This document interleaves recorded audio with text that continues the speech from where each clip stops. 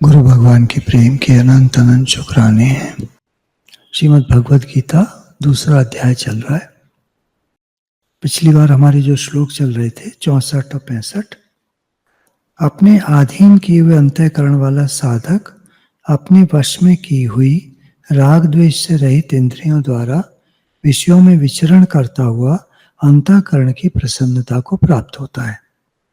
अंतःकरण की प्रसन्नता होने पर इसके संपूर्ण दुखों का अभाव हो जाता है और उस प्रसन्न चित्त वाले कर्मयोगी की बुद्धि शीघ्र ही सब ओर से हटकर एक परमात्मा में ही भली भांति स्थिर हो जाती है।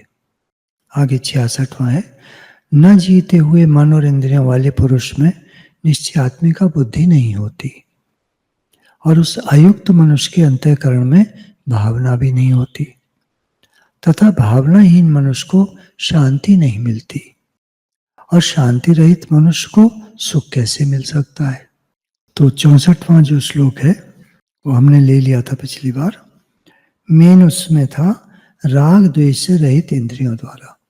तो क्या करना चाहिए प्रैक्टिकल में? अगर हम देखें, जैसे हम गृहस्थ लोग हैं, घर में रहते हैं, व्यापार करते हैं, नौकरी करते हैं, तो यहाँ भगवान ने एक ऐसी बात कही है कि तुम्हारे मन में राग द्वेष नहीं होना चाहिए। अच्छा, हमारे मन में देखें तो राग द्वेष होते हैं। राग द्वेष होते हैं इसलिए हम प्रसन्न नहीं रह पाते, क्योंकि यहाँ पे आगे कहा कि राग द्वेष से रहित इंद्रियों द्वारा विषयों में विचरण करना, संसार में वर्तन करना, जो भी हमारा व्यवहार है संसार में, अंतःकरण की प्रसन्नता को प्राप्त होता है। अंदर की प्रसन्नता उसे हर समय बनी रहती है, हमारी तो नहीं बनी रहती। हम बाहर से तो ही करते हैं, पर अंदर में हम कहीं परेशान, दुखी, चिंताओं से भरे हुए, शोकातुर, दुखी, पता नहीं कैसे, ये क्या हो गया, मेरे साथ ही ऐसा क्यों होता है, फलाने ने तो इतना किया, उसको इतना मिला, मैंने कितना ज़्यादा किया, मेरे को कम मिला। मन में हमारी 50 बातें रखी रहती हैं, तो हमें अंतःकरण की प्रसन्नता नहीं होती। तो ये कब आएगी? भगवान कह रहे हैं राग द्वेष से रहित होने पर। तुम कुछ मत सोचो, जो हो रहा है उसे होने दो, तुम अपना काम करो। कर्मयोग का क्या मतलब है? निष्काम भाव से कर्म करता हुआ मनुष्य कर्मयोगी कहलाता है। मेरी कोई कामना नहीं है भगवान, मैं तो कर्म कर रहा हूँ, सबकी सेवा कर रहा हूँ, घर वालों की सेवा कर रहा हूँ, जो भी मिले हैं उनकी सेवा कर रहा हूँ, मैं तो सेवा कर रहा हूँ। न मेरा राग है न द्वेष है, और हमारे मन में राग द्वेष रहते हैं, ये बड़ा चक्कर है। तो उसी बात से उठने के लिए भगवान ने ये श्लोक कहे हैं, हमारे लिए हैं। तो राग द्वेष रहित होकर विषयों का सेवन करने से, संसार में वर्तन करने से साधक अंतःकरण की प्रसन्नता को प्राप्त होता है। साधक कौन? हम लोग जो साधक हैं, जो साधना में लगे हैं, भक्ति मार्ग में, ज्ञान मार्ग में, कर्मयोग के मार्ग में, अपने जीवन को बनाने में लगे हैं, भगवान के लिए लगे हैं, तो हम लोग साधक अंतःकरण के अंदर की प्रसन्नता को प्राप्त होता है। यह प्रसन्नता मानसिक तप है। मानसिक तप है ये, मन के द्वारा हर समय अंदर में प्रसन्न रहना। अगर मन में हमारे राग द्वेष है, कई सारी बातें भरी हुई हैं, तो हम प्रसन्न नहीं रह पाएंगे। तो ये मानसिक तप है।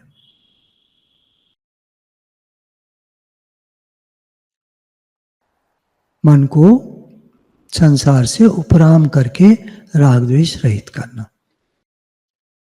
हमारा मन संसार में फंसा पड़ा है। मैं देखता हूँ एक है सत्संग प्रेमी, जब भी आती हैं तो हाथ में माला, उनमें चल रहा होता है, लगता है कि नाम जप कर रही हैं, ठीक है। उसके बाद जब बात करना शुरू करेंगी तो संसारी बात, और बात करके फिर मुंह चलने लगता है। तो मुझे समझ में नहीं आता ये नाम जप कर रही हैं, संसारी बात कर रही हैं, इनके मन में क्या है? इनके मन में संसार है या इनके मन में भगवान है? समझ में नहीं आता। खैर, यहां जो भगवान बात कह रहे हैं मेन है राग द्वेष रहित। अगर कोई संसार की बात कर रहा है, संसार में वर्तन है, व्यवहार है, भगवान का नाम ले रहा है, उसका राग द्वेष नहीं है, तो फिर बढ़िया है, मानसिक तप हो गया। ये तप शारीरिक और वाचिक तप से ऊंचा होता है। शारीरिक तप करते हैं कुछ लोग, तरह तरह से शारीरिक तप होते हैं, हजारों तरह के। और वाचिक तप, ये बोलूंगा, ये नहीं बोलूंगा, नहीं बोलूंगा, वो नहीं बोलेंगे, ये वाचिक तप हो गया। खराब बात नहीं बोलेंगे, कभी खराब बोलिए नहीं बोलेंगे, किसी को टॉन्ट नहीं मारेंगे, आक्षेप नहीं करेंगे, दुख नहीं देंगे, ये वाचिक तप है। इन दोनों से भी ऊंचा है मानसिक तप, जहां राग द्वेष ही नहीं है और प्रसन्न रहता है हर समय। अतः साधक को न तो राग पूर्वक विषयों का सेवन करना चाहिए, न द्वेष पूर्वक विषयों का त्याग करना चाहिए। या तो छोड़कर जाता हूं या चिपक जाता हूं, ये राग द्वेष है। या तो छोड़कर जाता हूं, ये द्वेष है, और या तो चिपक जाता हूं, ये राग है। बीच का मार्ग होता है ज्ञानी का, तो मध्यम मार्ग, न राग न द्वेष। कर्म करो, नेकी कर दरिया में डाल। तुम अपना नेकी कर्म करो, नेक कर्म करो, बाकी बातें छोड़ो। क्योंकि राग और द्वेष, ये दोनों से ही संसार के साथ संबंध जुड़ता है। हमारा जो जन्म मरण का चक्कर है, उसका मेन कारण राग द्वेष है। भगवान का नाम लेते हुए हमारा शरीर छूटे, भगवान की तस्वीर सामने है, भगवान का भाव है हमारे अंदर में, भगवान का कोई भी भाव है, चित्र है, भगवत भाव बना हुआ है, तो मुक्त है। और मन में संसार है तो बंधन है, जन्म मरण है। कैसे पता चले? समय समय पे हम अपने मन को देखें, कहाँ चल रहा है, दुनिया में, संसार में चल रहा है या भगवान में है। समय समय पे देखना पड़ेगा, दिन में कई बार, 100 बार कम से कम चेक करना पड़ेगा हमारा मन किधर है। जितने भी दुख हैं दुनिया में, वे सब के सब प्रकृति और प्रकृति के कार्य, शरीर, संसार के संबंध से ही होते। हमने शरीर को मैं माना है और संबंध माने हैं दुनिया में लोगों से, वस्तु, व्यक्ति, घटना, परिस्थिति से संबंध माने हैं। ये क्यों होता है संबंध? सुख की लालसा से, सुख चाहिए हमें शरीर से भी, शरीर निरोग रहे, स्वस्थ रहे, ये हम शरीर से सुख चाहते। नाम जपे, आप जपे और नाम जपावे, सुनत कहत रहत कत पावे। तो सुख की लिप्सा, लालसा नहीं है, भगवान के नाम में लालसा है, भगवान से प्रेम है। सुख की लिप्सा होती है खिन्नता से।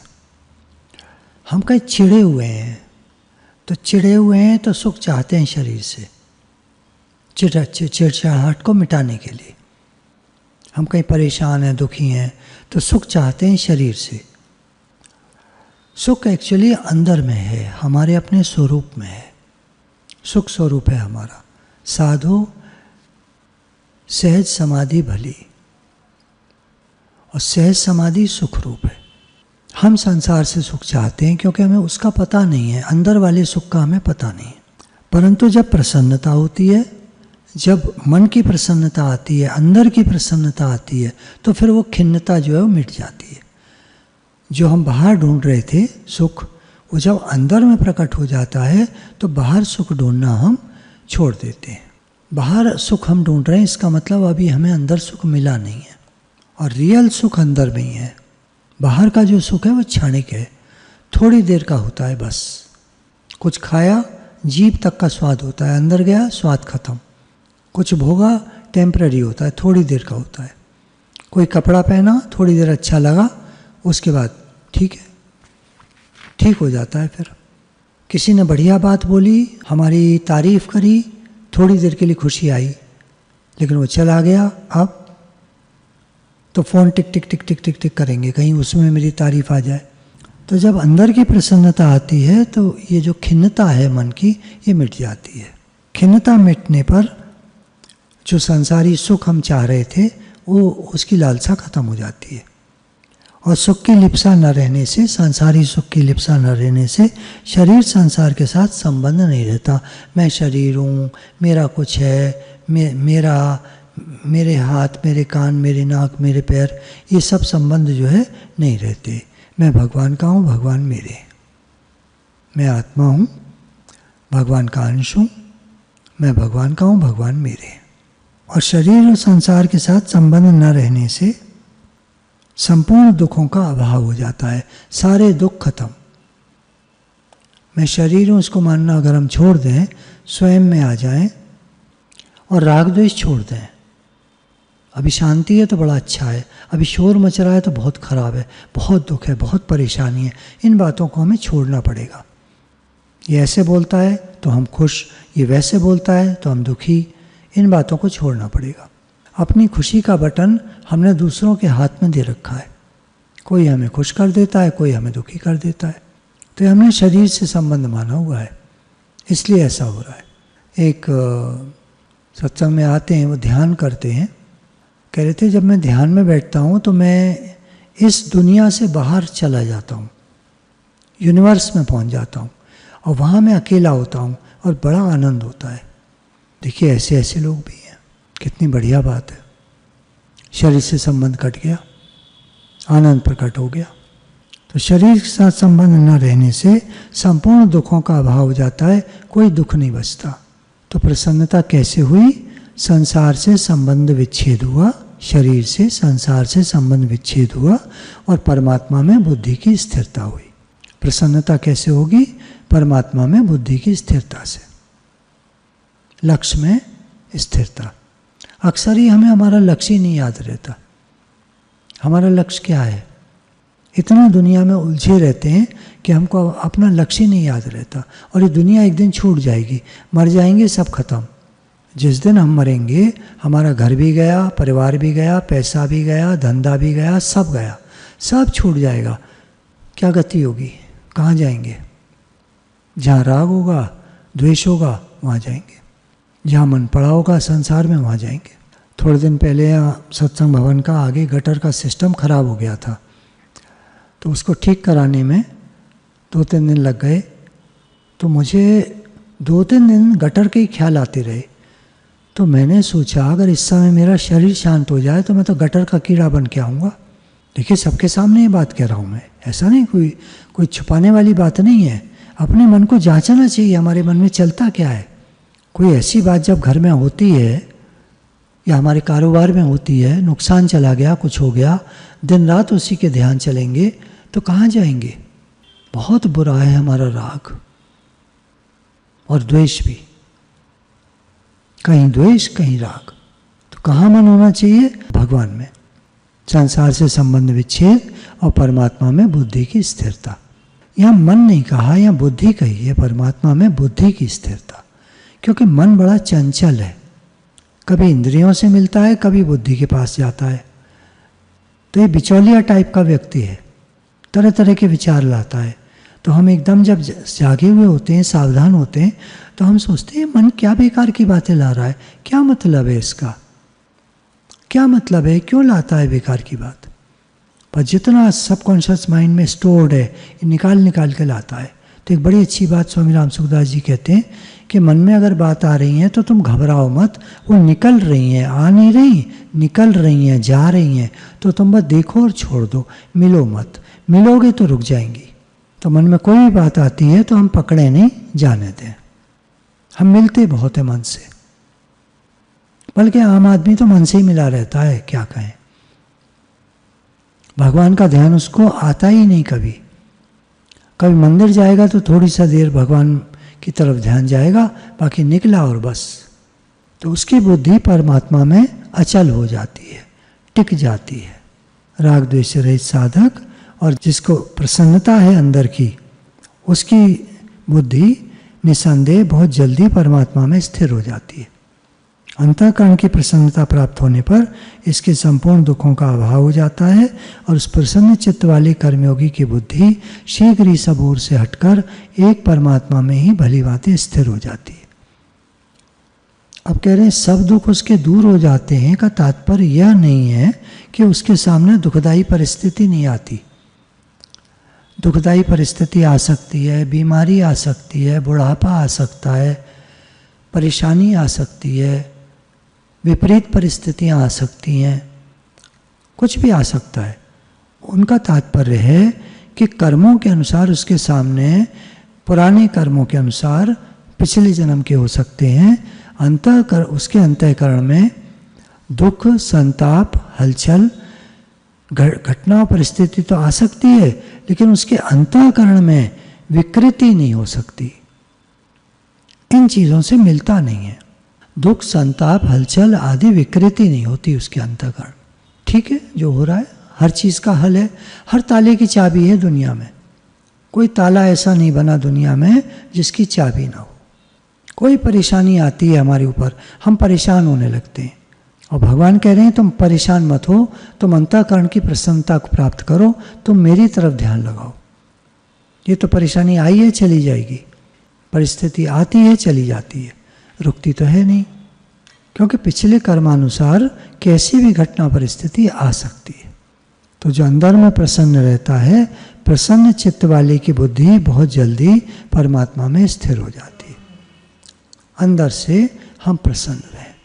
बाहर से तो जो व्यवहार है ठीक है, लोग कहते हैं भाई रो तो रो दिखाने के लिए, हम तो इतने परेशान हैं, तुम हंस रहे हो, तो उनके सामने ऐसे नहीं करना चाहिए। जब भगवान कृष्ण के यहाँ वो सत्यभामा के पिताजी का जब शरीर शांत हुआ तो भगवान कृष्ण रोने लगे। तो सत्यभामा कहने लगी अरे आप क्यों रो रहे हैं? बोले क्यों, मेरे ससुर साहब का शरीर शांत। तो उन्हें पता था कि अगर मैं जरा भी प्रसन्नता दिखाऊंगा यहाँ पर, देखिए भगवान कर्म के आर्टिस्ट हैं, ये जगह नहीं है प्रसन्नता दिखाने की।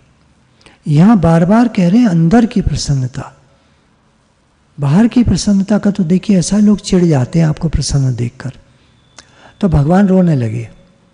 सत्यभामा ने उन्हें चुप कराया, नहीं नहीं मेरे पिताजी मरे हैं, रोना तो मुझे चाहिए, मैं तो देखिए आप इतना ज्ञान सुनाते हैं, मैं तो स्थिर हूँ और आप रो रहे हैं। तो बोले चलो अच्छा, तो तुम्हें मतलब लग रहा है नहीं रोना तो नहीं रोना, ठीक है, शांत हो गए।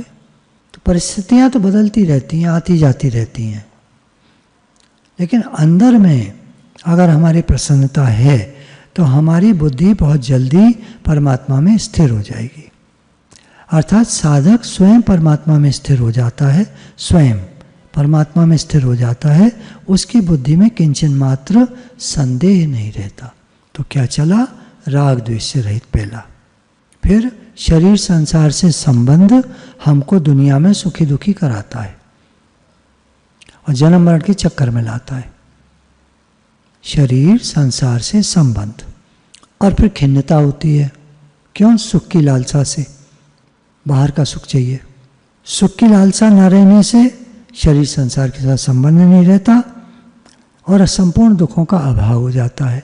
अर्थात अंतःकरण की प्रसन्नता प्रकट हो जाती है और बुद्धि परमात्मा में स्थिर हो जाती है। ये बार बार पढ़ने और ध्यान देने की बात है। बार बार पढ़ेंगे तो समझ में आएगा, तब दिमाग में घुसेगा। एक बार सुनकर लगता है हमने सुन लिया, सब समझ गए, समझ में नहीं आता कुछ भी। बहुत गूढ़ विषय है, बार बार पढ़ना पड़ता है, बार बार सुनना पड़ता है। तो यहाँ आगे कह रहे हैं कि भोगों को राग पूर्वक कभी नहीं भोगना चाहिए। जो भी हमें सामग्री मिली है, हमें जो भी कुछ मिला है, जो भी कुछ मिला है उसको हम भोगते हैं। क्यों? क्या मतलब? राग के कारण, अटैचमेंट। और अगर अटैचमेंट नहीं है, राग नहीं है, तो फिर हम भोगना नहीं कहेंगे उसको। फिर तो हम विषयों में विचरता हुआ अंतःकरण की प्रसन्नता को प्राप्त होता है। वो तो काम हो रहे हैं, सब कार्य चल रहे हैं, जो कुछ भी मिला है संसार में उससे सेवा हो रही है।